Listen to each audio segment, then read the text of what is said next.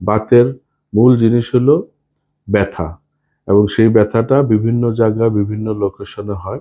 এবং ব্যথাটা কখন এই বাতের ব্যথা দেখা যায় যে শীতকালে মানে যদি আমরা গরম সেক দেই বা গরম পানি ব্যবহার করি বা মাসাজ করি, অনেক সময় কিছু বাত কমে যায়।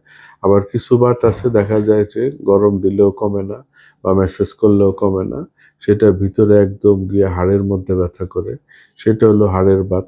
আবার কিছু কিছু আছে যে বাতগুলি বোঝা যায় না অ্যাকচুয়ালি কোন জায়গায়, হয়তো শরীরের কোনো একটা স্থানে, সেটা মাসেলে হতে পারে, সেটা নার্ভে হতে পারে, বা সেটা অন্য কোনো ইনজুরির কারণে হতে পারে। কেউ যদি কোনো ব্যথা অ্যাক্সিডেন্ট হয়, ওই অ্যাক্সিডেন্টের কারণে দেখা যায় যে তার বিভিন্ন সময়, বিশেষ করে ঠান্ডার কারণে বা বেশি হাঁটাহাঁটি করলে তার ব্যথাগুলি বাড়ে।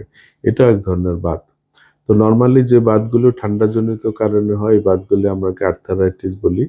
এবং এই ঠান্ডাজনিত বাতে হোমিওপ্যাথিক ওষুধগুলি সবচেয়ে ভালো, কারণ এটা পেইন কিলার না।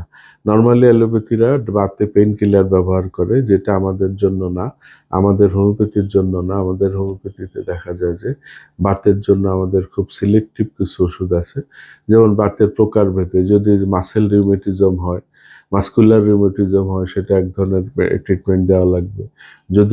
যদি আপনার ঠান্ডাজনিত বাত হয়, সেটা এক ধরনের ট্রিটমেন্ট। যদি এটা হাড়ের কোনো বাত বা মানে হাড়ের ক্ষয়, ডিজেনারেশন, সেটার জন্য এক রকমের ট্রিটমেন্ট আছে। এবং যদি আমরা দেখি যে না, নার্ভের কোনো ব্যথা বা নার্ভের কোনো স্টিফনেস, সেটা এক ধরনের বাত। তো এই ধরনের বাতগুলি আমরা বিভিন্ন রকম হোমিও ট্রিটমেন্ট নিতে পারি, যেটা সাইড এফেক্ট ছাড়া এবং যেটা কোনো পেইন কিলার না, যেটা খেলে অন্য মানে কিডনি বা অন্য লিভার বা অন্য কোনো সাইড এফেক্ট বা অ্যাসিডিটি বাড়া, এই ধরনের কোনো প্রবলেম হবে না। এই ধরনের কিছু সুন্দর চিকিৎসা হোমিওপ্যাথিতে আছে, যেটা আমরা দেখা যায় যে লক্ষণ ভিত্তিক আমরা চিকিৎসাগুলো যদি করতে পারি, তাহলে সেটা অ্যাকুরেট চিকিৎসা হবে এবং সেটা পার্মানেন্টলি রোগ আরোগ্য হওয়ার সম্ভাবনা আছে।